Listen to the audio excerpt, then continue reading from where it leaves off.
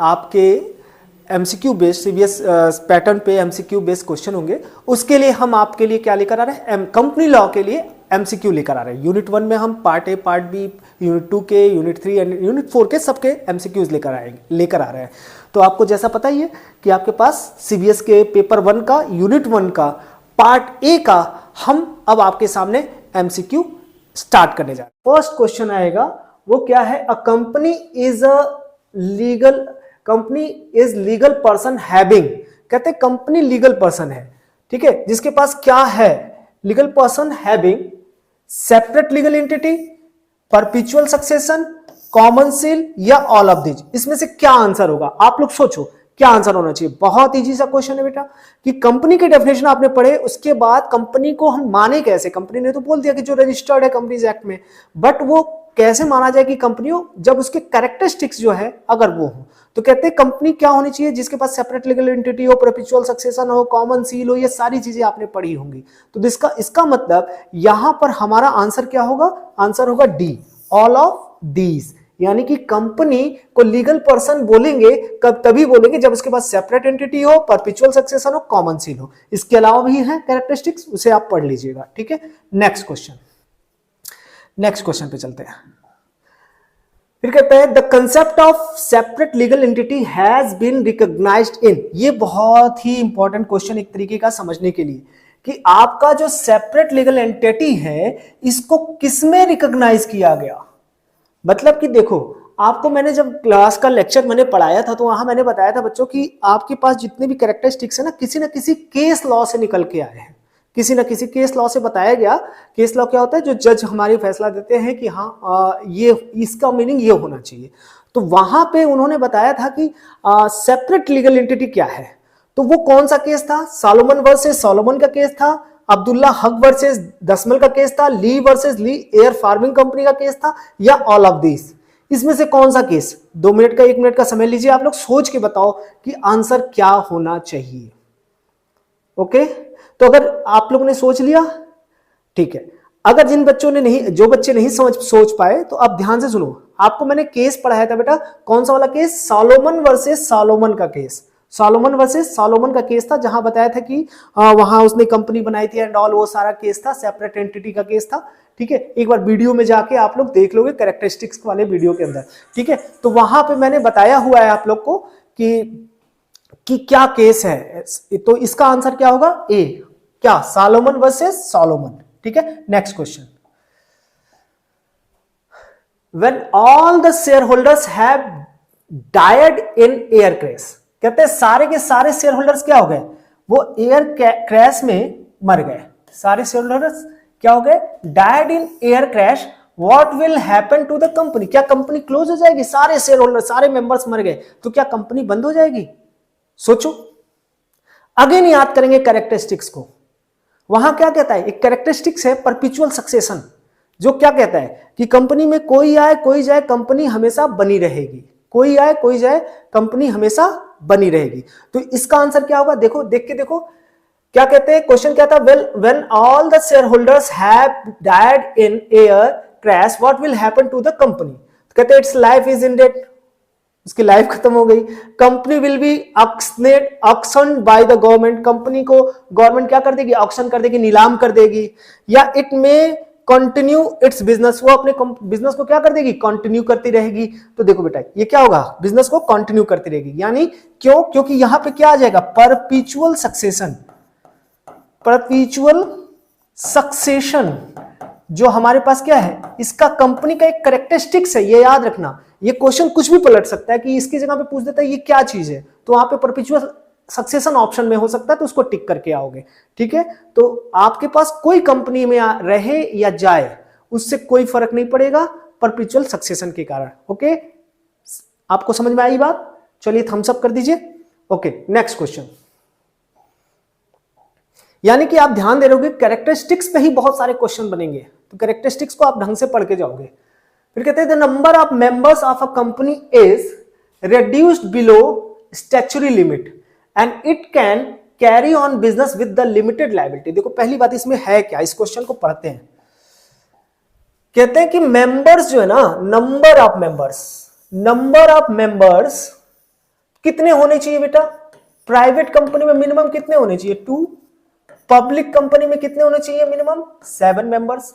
तो कहते हैं ये जो स्टैच्यूटरी लिमिट है ना, जो लॉ कहता है, उससे क्या हो गया? वो रिड्यूस्ड हो गया है, यानी कि 2 से 1 हो गया होगा और ये 7 से 6 हो गया होगा। यानी कि उनका जो स्टैच्यूटरी लिमिट डिसाइड है, लॉ कहता है कि प्राइवेट में 2 मेंबर्स होने चाहिए, पब्लिक में 7, वो घट गए।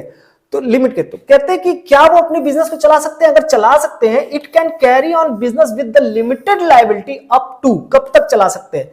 तो बेटा इसमें लॉ कहता है 6 मंथ तक। कितने दिन तक चला सकता है? 6 मंथ तक। इसको भी आप देख लोगे कितने दिनों तक चला सकते हैं। जो स्टैच्यूटरी लिमिट अगर कम हो जाती है तो उसको मैक्सिमम 6 मंथ तक चला सकते हैं। उनको अपनी स्टैच्यूटरी लिमिट को फिर से भरना होगा। Okay, done. चलिए एक बार स्क्रीनशॉट लेना चाहते हैं, ले लीजिए। Okay, done. Next question, limited liability means liability of its. अब देखो एक और बेटा कैरेक्टरिस्टिक्स पे ही मैंने बोला ना, बहुत सारे क्वेश्चन बनेंगे। लिमिटेड लायबिलिटी आपने पढ़ा, आपको बताया था मैंने कि लिमिटेड लायबिलिटी का मतलब क्या होता है। लायबिलिटी आपको मैंने वीडियो लेक्चर अगर आपने देखा होगा तो उसमें देखा होगा आपने कि लिमिटेड लायबिलिटी का मतलब क्या हो गया कि कहते हैं ना, company is limited by its share. अपने शेयर के द्वारा क्या होती है? लिमिटेड होती है। तो इसको हम कैसे समझे लिमिटेड लायबिलिटी है? अब सोच के देखो, तुमने अगर शेयर किसी कंपनी का खरीदा और उसकी फेस वैल्यू, उसकी नॉमिनल वैल्यू या उसकी फेस वैल्यू अगर 10 रुपए है, तो आपकी लायबिलिटी कितने रुपए तक है? 10 रुपए तक ही तो है, उससे ज्यादा तो है नहीं। कंपनी आपसे कितना मांग सकती है? ओनली एंड ओनली 10 रुपीज मांग सकती है। जैसे आपने बचपन में पढ़ा होगा, 2 ऑन एप्लीकेशन, 3 ऑन अलॉटमेंट, बाकी आपका जो 5 रुपीज है वो कॉल्स पे है। तो अगर ये दोनों कंपनी ने मांग दिया तो आपसे कंपनी कितना ले सकती है? केवल और केवल 5 रुपीज ले सकती है, उससे ज्यादा नहीं ले सकते। तो लिमिटेड लायबिलिटी की समझ में आई। तो लिमिटेड लायबिलिटी किसके द्वारा? शेयर के द्वारा। और कौन होता है लिमिटेड लायबिलिटी में? तो बेटा देखो आंसर में क्या, डेटर्स लिमिटेड होते हैं? नहीं भैया, डेटर्स कैसे लिमिटेड हो जाएंगे?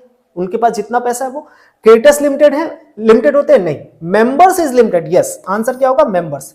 मेंबर्स कौन होता है? जो इनके पास क्या होता है? पहली बात तो शेयर्स होते हैं, प्लस जिनका नाम मेंबर्स के रजिस्टर्स में क्या होता है? लिख दिया जाता है, उसको हम मेंबर्स बोलते हैं। जिनके पास इक्विटी शेयर है प्लस मेंबर के रजिस्टर में उसका नाम लिख दिया गया और जिसके पास वोटिंग राइट होते हैं वो मेंबर कहलाते हैं। तो इसका आंसर क्या होगा? Limited liability means liability of its member is limited. Done हो गई बात। चलिए स्क्रीनशॉट लीजिए फटाफट। ओके, ले लिया होगा। Done. Next question, if a company fails to pay debt suit its debt suit can be filed against company. अब ध्यान से सुनना, फिर से कैरेक्टरिस्टिक्स वाली बात आ गई बेटा। कंपनी ने कोई डेब्ट था, ठीक है, और पे नहीं कर पाया और उसके ऊपर केस हो गया कंपनी के ऊपर, तो उस डेब्ट को कौन पे करेगा? सोच के बताओ। क्या वो डायरेक्टर पे करेंगे या मेंबर करेंगे या कंपनी करेगा या कोई नहीं करेगा? सोच के बताओ आप।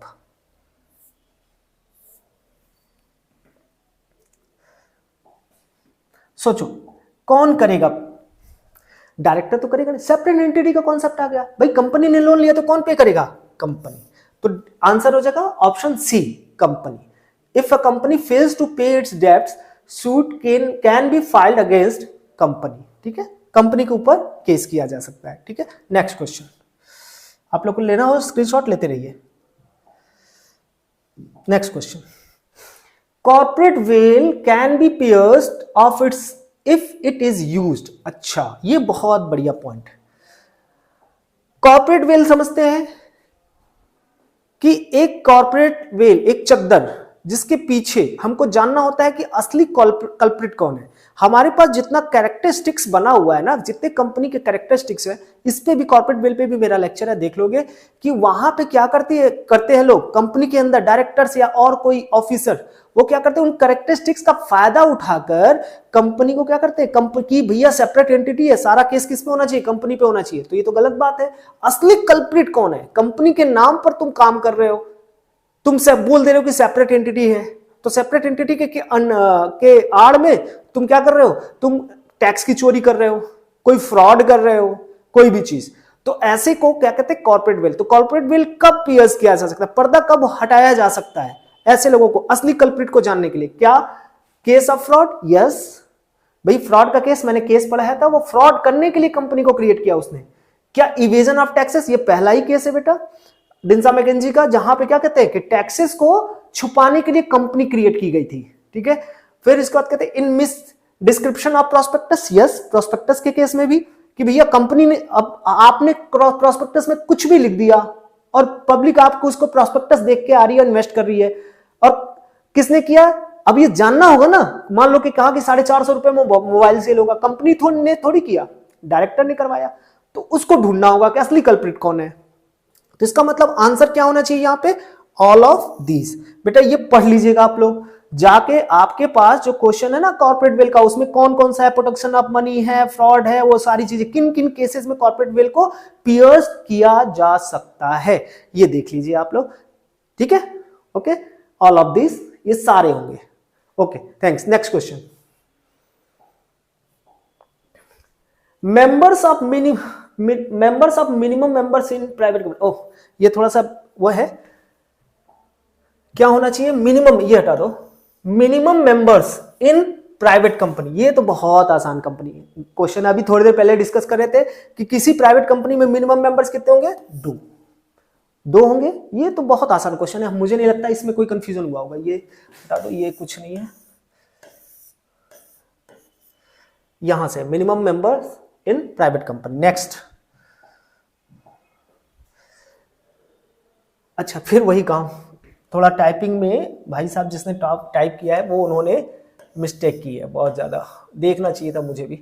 Okay, minimum members in public company, again बहुत ही सस्ता क्वेश्चन, ठीक है, बहुत सस्ता क्वेश्चन है। मुझे नहीं लगता ये सब क्वेश्चन भी आपको ना आता हो तो बहुत गलत बात है, ठीक है। Minimum members in public company कितने होते हैं, सी 7, ठीक है 7। नेक्स्ट क्वेश्चन, अच्छा, holding company is one which holds. अब देखो बेटा यहां पे मुझे कुछ बताना पड़ेगा, कुछ क्वेश्चन मैंने जानबूझ के लिए हैं बुक से, आप लोग की बुक्स जो अलग अलग पढ़ते हैं आप लोग, तो एक आध दो क्वेश्चन में थोड़ी मैंने जानबूझ के उनको उठाया है। देखो आपको मैं बताऊं, होल्डिंग कंपनी होने के लिए, होल्डिंग कंपनी कौन होता है, होल्डिंग कंपनी जिसने किसी और कंपनी का 50% या उससे ज्यादा होल्ड किया हो, 50% या उससे ज्यादा क्या कर रहा हो, इक्विटी शेयर होल्ड कर रहा हो। ध्यान से सुनना बेटा, किसी कंपनी ने किसी और कंपनी के 50% या उससे ज्यादा के शेयर होल्ड कर रहा हो, प्लस ये याद रखना बेटा, ये याद रखना confusion, plus control on management हो, कंट्रोल ऑन मैनेजमेंट हो, या इसका एक और नाम दे सकते हैं आपके ऑब्जेक्टिव में, कंट्रोल ऑन मैनेजमेंट हो, या जो डिसीजन मेकिंग पावर है वो हो, डिसीजन मेकिंग पावर किसके पास हो, होल्डिंग कंपनी के पास। तो होल्डिंग कंपनी कौन होगा, जो दूसरी कंपनी के 50 या 50% से ज्यादा के शेयर होल्ड कर रही हो, या फिर दूसरा क्या है बेटा, उसके साथ के साथ क्या होना चाहिए, उसके मैनेजमेंट पे भी होल्डिंग कंपनी का कंट्रोल हो, सारे डिसीजन कौन लेते हो, होल्डिंग कंपनी। तो ये तो है बेटा डेफिनेशन, ठीक है, ये बात कि 50 या 50 से ज्यादा। अब सर कई बार कई जगह मैंने देखा कि यहां पर कहीं भी 50 नहीं दिख रहा, ध्यान से देखो, more than 25% share, more than 25% share 2 बार हो गया, अच्छा ये 2 बार हो गया है, कुछ और है यहाँ पे, मोर देन 60%, मोर देन 75%, ठीक है, यहां पे 35 या समथिंग करके है, ये आप इसको बुक से उठाया गया है, मिस्टेक है ये। तो बेटा यहां पर जो बुक से उठाया मैंने ना, वहां पे कहीं भी 50% नहीं था, कहीं पे 50% नहीं दे रखा है।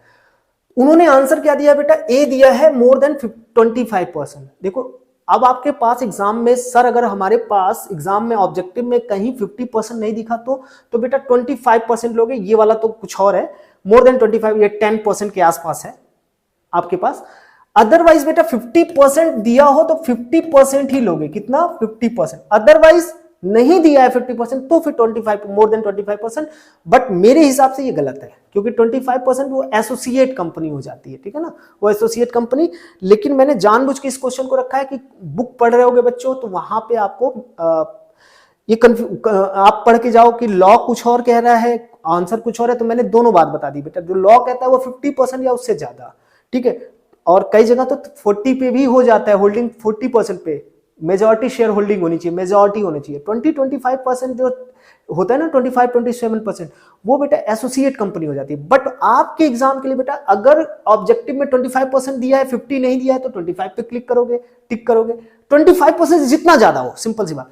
और अगर 50% दिया है तो 50% लोगे। अब ठीक है सर, आप तो 60 भी ले सकते हैं, 70 भी ले सकते हैं, कुछ भी, बट आपको पता है ना कि या तो 25 लेंगे आप अगर 50% नहीं दिया है, और अगर 50% दिया है तो आप क्या टिक करोगे, मोर देन 50% को। क्लियर है ना सबको, एकदम से क्लियर। 25% अगर ऑब्जेक्टिव में 50% नहीं दिया है तो 25%, मोर देन 25%, अगर ऑब्जेक्टिव में 50% दिया है तो मोर देन 50%। ठीक है, चलिए गुड, थम्स अप। चलिए नेक्स्ट क्वेश्चन, तो यानी कि 25%। नेक्स्ट क्वेश्चन देखते हैं। कंपनी कैन बी क्रिएटेड, किसके द्वारा कंपनी क्रिएट की जा सकती है, ये तो आपको पता होना चाहिए। कंपनी कैन बी क्रिएटेड, कौन सी कंपनी बन सकती है, chartered company, statutory company, foreign company, registered company. Company कैसे क्रिएट की जा सकती है बताइए। देखो चार्टर्ड कंपनी क्या होता है, जो कि एक रॉयल फैमिली, जैसे इंग्लैंड की रॉयल फैमिली थी, उन्होंने अपने उनके नाम पर कंपनी चलती है, तो वो चार्टर्ड कंपनी कहलाती है। ठीक है, स्टैच्यूटरी कंपनी कौन होगी, जो पार्लियामेंट के स्पेशल एक्ट द्वारा बनाई जाती है। फॉरेन कंपनी कौन सी होती है, जो जिनका हेड ऑफिस कहां हो, फॉरेन में हो। ठीक है, तो पूछा गया है क्वेश्चन में, कैन बी क्रिएटेड, कैसे बनाया जा सकता है कंपनी को। सोच के देखो, क्वेश्चन को पढ़ना और उसका ऑब्जेक्टिव बहुत इंपॉर्टेंट होता है कि कैन बी क्रिएटेड, उसे बनाया जा सकता है, कैसे बनाया जा सकता है। चार्टर्ड कंपनी तो बना नहीं सकते, क्योंकि वो तो भाई किसी राजा महाराजा, जिनका अब तो ये कंपनियां चलती नहीं है, ये ईस्ट इंडिया कंपनी इसका एग्जांपल है। स्टैच्यूटरी कंपनी जो पार्लियामेंट के द्वारा, LIC, RBI, ये सब आप बना नहीं सकते, आप वो कंपनी बना नहीं सकते। फॉरेन कंपनी, उसका हेड ऑफिस क्या होता है, फॉरेन में होता है, वो भी आप बना नहीं सकते। तो आप कौन सी कंपनी बना सकते हो, रजिस्टर्ड कंपनी, जो कंपनीज एक्ट में क्या हो जाए, रजिस्टर्ड हो। कंपनीज एक्ट में जिसका क्या हो, रजिस्ट्रेशन हो। ठीक है, कंपनीज एक्ट के अंदर जिसका रजिस्ट्रेशन हो, उसको प्राइवेट बोल दो या पब्लिक बोल दो। ठीक है बेटा, डन हो गई बात, ये बात समझ में। कैन बी क्रिएटेड, कैसे क्रिएट कर सकते हो कंपनी को, रजिस्टर करके, किसमें, कंपनीज एक्ट में। यहां ये नहीं पूछा टाइप ऑफ कंपनी की, ये कौन कौन, क्या ये कंपनियां कहलाएंगी, यस ये सारी कंपनियां कहलाएंगी, लेकिन क्वेश्चन पूछा है कि कैसे क्रिएट की जा सकती है, तो केवल और केवल रजिस्ट्रेशन के द्वारा। ठीक है, चलिए अब भाई आपके दिमाग में बहुत सारी क्वेरीज हो सकती है, उसकी अलग बात है। ठीक है, next question, a private company can commence business, कब प्राइवेट कंपनी बिजनेस कब स्टार्ट कर सकती है, after obtaining certificate of incorporation, after obtaining certificate to commence business, after filing prospectus, none of this. अच्छा देखो ध्यान से, आपके पास जब कंपनी को रजिस्टर कराते हैं बेटा हम, तो उस समय हमको दो सर्टिफिकेट मिलता है, एक रजिस्ट्रेशन का और एक होता है कमेंसमेंट का। तो रजिस्ट्रेशन का हो जाता है, तो कमेंसमेंट का जब बिजनेस आपको सर्टिफिकेट मिलता है, तो फिर क्या होता है, कंपनी क्या करती है, बिजनेस को स्टार्ट करती है, जैसा कि नाम से लिख रहा है। A private company can commence business कब, after obtaining certificate to commence business. दो सर्टिफिकेट मिलते हैं, एक रजिस्ट्रेशन का और एक कमेंसमेंट का। कमेंसमेंट का जब सर्टिफिकेट मिल जाएगा, तो फिर वो क्या करेगी, स्टार्ट करेगी बिजनेस को। ठीक है, आप लोग स्क्रीनशॉट लेते रहेंगे। डन हो गई बात, चलिए नेक्स्ट। अच्छा यहां पे भी एक मिस्टेक है, इसको भी हम सुधारेंगे बेटा। The term company is defined under which section of the act, company का डेफिनेशन किस सेक्शन में लिया है, और ये बेटा मिस्टेक है, आप लोग ध्यान दोगे। यहां पर उस मैंने बताया ना, दो क्वेश्चन ऐसे उठाए थे मैंने बुक से जहां पे मिस्टेक था आंसर में भी, तो बेटा वो सेक्शन है सेक्शन 2 सब सेक्शन 20। ठीक है बेटा, आंसर है सेक्शन 2 सब सेक्शन 20, ये आंसर होगा बेटा, इसमें से कोई नहीं सही है, इसमें से कोई सही नहीं है। आंसर है बेटा सेक्शन 2 सब सेक्शन 20। आप लोग स्क्रीनशॉट जरूर ले लोगे। कंपनी का डेफिनेशन किसमें लिखा है, सेक्शन 2 सब सेक्शन 20। अब देखो कोई भी डेफिनेशन बेटा, वहां पे ऑप्शन सी दिया है, तो एक बात आप लोग को बता दूं, कसम खा लो, कोई भी डेफिनेशन किसी भी लॉ हो, सीआरपीसी हो, कंपनी लॉ हो, कॉन्ट्रैक्ट हो, कुछ भी हो, सब में डेफिनेशन सेक्शन 2 में लिखा होता है। कहां लिखा होता है, सेक्शन 2 में। किसी भी चीज का डेफिनेशन सेक्शन 2 में लिखा होता है। तो कंपनी को जो डिफाइन किया गया है वो सेक्शन है सेक्शन 2 सब सेक्शन 20 में। ओके, डन हो गई बात। चलिए आप लोग इसको करेक्ट कर लेंगे, सेक्शन 2 सब सेक्शन 20 आप लोग के जिनके पास बुक होगी उसमें अगर ना दिया हो सेक्शन 2 सब सेक्शन 20, वहां करेक्ट करके लिख लोगे ये बात, स्क्रीनशॉट फटाफट ले लो, ये इसका सही आंसर है। ठीक, चलिए done. Next question, company is managed by, कौन मैनेज करता है? Share holder, board of director, या मैनेजर, या कंपनी सेक्रेटरी? तो बेटा इसका सीधा सा सवाल है, मैं डायरेक्टर्स वाले चैप्टर का जब एमसीक्यू आपको दूंगा तो उसमें और डिटेल बताऊंगा। बोर्ड ऑफ डायरेक्टर्स कौन मैनेज करता है? Board of directors. Share holders पैसा लगाते हैं, मैनेजर भी मैनेज करता है, लेकिन बोर्ड ऑफ डायरेक्टर्स ही सारे मैनेजमेंट करता है। ठीक है, मैं आपको जब बोर्ड ऑफ डायरेक्टर्स पढ़ाऊंगा तो मैनेजर और बोर्ड ऑफ डायरेक्टर्स की थोड़ी सी डिफरेंस बताऊंगा, दोनों आते हैं उसमें, लेकिन हमको जो कहते हैं बेस्ट आंसर आपका बोर्ड ऑफ डायरेक्टर्स है। ठीक है, चलिए नेक्स्ट। अच्छा, कंपनी सेक्रेटरी क्या करता है बेटा? कंप्लायंस का काम करता है। ये किसका काम करता है? कंप्लायंस का। जितने भी कंपनी में कंप्लायंस होते हैं वो करता है। ठीक है, और मैनेजर और डायरेक्टर में थोड़ा सा डिफरेंस बता दूं। डायरेक्टर कौन होता है? जो अपॉइंटमेंट जिसका हो रखा है प्लस रेज्यूम ऑफ ऑफिस करता है। मैनेजर कौन होता है? जो डे टू डे वर्किंग में केवल पार्ट करता है और किसी और चीज में पार्ट नहीं करता। ठीक है, तो वो हो गया बोर्ड ऑफ डायरेक्टर। इसका आंसर हो जाएगा बेटा, कंपनी को कौन मैनेज करता है? Board of directors. Next question देखो, बहुत बढ़िया सा क्वेश्चन है। XYZ कंपनी इज हैविंग 50%, देखो किसने किया है, यहां पे ध्यान देंगे, क्वेश्चन को पढ़ेंगे। XYZ company is having 15% share capital held by X company and 50% held by central government and 10% held by state government and 25% held by other people other than company will B. अच्छा, पूछ रहे हैं कि कोई XYZ company, ध्यान से देखो, XYZ है कंपनी, इस कंपनी का जो शेयर है बेटा, ध्यान से सुनोगे तुम लोग, ये शेयर 50%, कहते हैं शेयर का 15% किसके पास है? वो है आपके पास X कंपनी, कोई X कंपनी है उसके पास है। 50% शेयर किसके पास है? सेंट्रल गवर्नमेंट के पास है। 10% शेयर किसके पास है? योगी जी के पास है, यानी कि स्टेट गवर्नमेंट के पास है।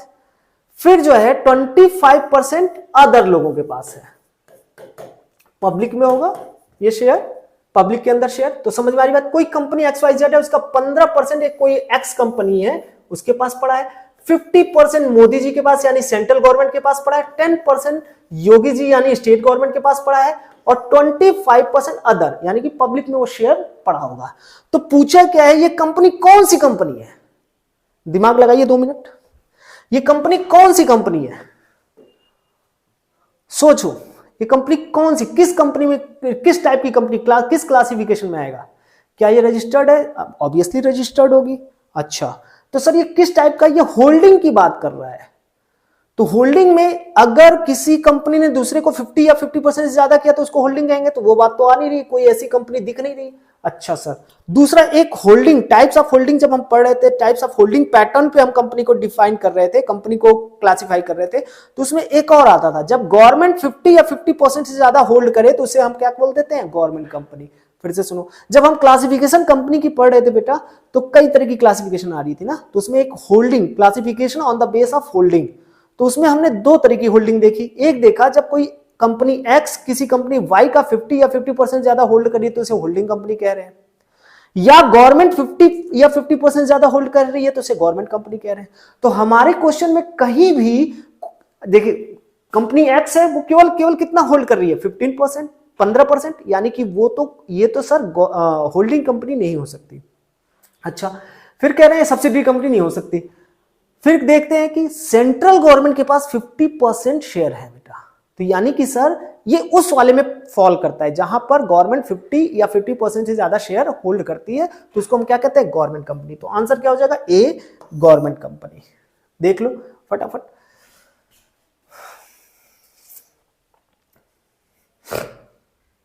ठीक है, ओके डन। Next question. अच्छा, ये बहुत बढ़िया सा क्वेश्चन है, ये तो इजी सा बच्चों वाला क्वेश्चन है बेटा। Private company can not issue, क्या इशू नहीं कर सकती? Allotment of share, prospectus, MOA, AOA. देखो, पहली बात तो शेयर इशू करने से पहले क्या करते हैं हम? प्रोस्पेक्टस इशू करते हैं। ठीक है, तो बड़ी बात तो प्राइवेट कंपनी के कैरेक्टरिस्टिक्स में ही है कि वो क्या नहीं कर सकती? पब्लिक को शेयर ऑफर नहीं कर सकती। पब्लिक को शेयर ऑफर नहीं कर सकती। और पब्लिक को शेयर ऑफर करने के लिए क्या करना पड़ता है, हमें प्रोस्पेक्टस इशू करना पड़ता है। क्या इशू करना पड़ता है, प्रोस्पेक्टस। तो इसका मतलब प्राइवेट कंपनी जब पब्लिक को शेयर इशू नहीं कर सकती तो क्या इशू नहीं कर सकती, वो प्रोस्पेक्टस इशू नहीं कर सकती। आंसर हो जाएगा बी। क्या इशू नहीं कर सकती private company, prospectus. Okay done. चलिए next question.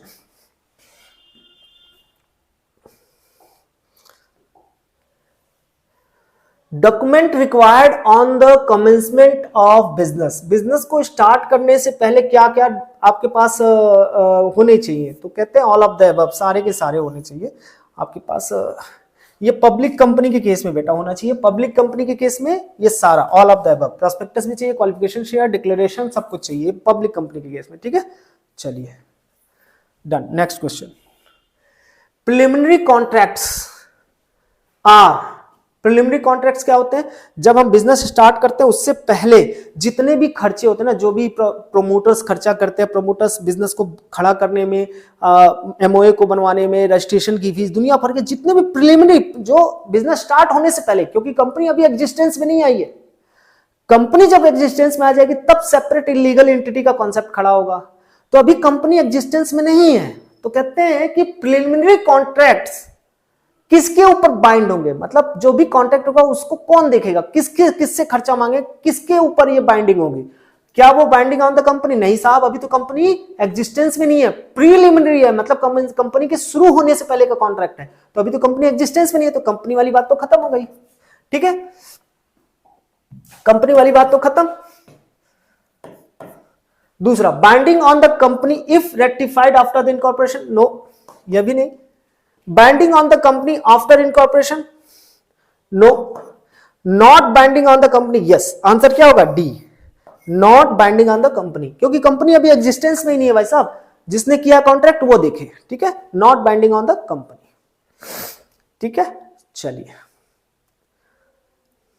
Next. Private company prohibits any invitation or accept of deposit from persons other than its, किससे वो मांग सकती है और किससे नहीं मांग सकती, बताओ, सोचो आप लोग। Private company prohibits any invitation or acceptance of deposit from person other than, किससे मांग सकती, किससे नहीं, तो बेटा केवल और केवल किससे मांग सकती है, मेंबर से। ठीक है क्वेश्चन नंबर 20 देखेंगे। Next question. Company need not file, कौन सी कंपनी है जिसको प्रोस्पेक्टस फाइल करने की जरूरत नहीं है, तो वो सीधा सीधा आंसर हो गया, अभी थोड़ी देर पहले हमने देखा बेटा, वो कौन सी कंपनी हो गई, प्राइवेट कंपनी। वो कौन सी कंपनी हो गई, प्राइवेट कंपनी। ठीक है अभी तो हमारा नेक्स्ट क्वेश्चन क्या था, चार्टर्ड कंपनी इज, तो अभी हम डिस्कस कर चुके हैं टाइप्स ऑफ कंपनी में, चार्टर्ड कंपनी हमारा कौन सी कंपनी हो गई, तो आपको बताया जैसे कि जो अप रॉयल कंपनीज थी, जो राजाओं और उनके हिसाब से उनके लेटर पे चला करती थी, तो इसमें कौन सी कंपनी है, स्टेट बैंक ऑफ इंडिया नहीं है, वो कौन सी कंपनी होती है, हमारी स्टेचुरी आपकी बैंक्स है, तो कौन सी कंपनी, ईस्ट इंडिया कंपनी। कौन सी कंपनी हो जाएगी, east India company. Okay next question. Statutory company is, इसमें से स्टेचुरी कंपनी कौन सी है, the bank of England, the bank of India company, the bank of India. ठीक है आपके पास इसमें स्टेचुरी कंपनी कौन सी है, नन ऑफ दीज। ठीक है क्योंकि देखो भाई ऐसा कोई, देखो फैक्ट ये है कि इसमें से कोई भी हमारे पास ना, हमारे पास ऐसी कोई कंपनी है नहीं, आरबीआई, एलआईसी, ये सब हमारी स्टेचुरी कंपनीज होती हैं, तो इसमें हमारे पास bank of England, bank of India नाम की कोई कंपनी नहीं होती, तो नन ऑफ दीज। ठीक है तो आपके पास ऑप्शन में अगर एलआईसी आता है, आपके पास ऑप्शन में आरबीआई होता है, इस टाइप की जो चीज़ें होंगी तो आप उसको टिक करेंगे। Okay next. Registration of company is, क्या कंपनी का रजिस्ट्रेशन क्या है, ऑप्शनल है, नेसेसरी है, कंपलसरी है, या not A not B, not B not C. बेटा कंपनी का रजिस्ट्रेशन क्या है, कंपलसरी है। ठीक है registration of company is compulsory. Next, articles can be altered, articles को अल्टर्ड किया जा सकता है किससे, स्पेशल रेजोल्यूशन से। Next, an act of ultravirus the company if it is beyond the power of the company. An act of ultravirus the company if it is beyond the power of the किसके, किसके बेटा, director, share holder, company, किसके हिसाब से, ultra vires किसके, the an act of ultra vires the company if it is beyond the power of the law होना चाहिए company. ठीक है, चलिए ओके। होप आप लोगों को सारे क्वेश्चन आपके समझ में आएंगे, और जैसा मैंने बोला बेटा आपको एसेंशियल्स कैरेक्टरिस्टिक्स ऑफ कंपनी ये अच्छे से पढ़ लेंगे, अल्ट्रा वायर्स को अच्छे से पढ़ लेंगे आप लोग, तो आपका हो जाएगा, बहुत आसानी से हो जाएगा, बहुत अच्छे से हो जाएगा। Thank you.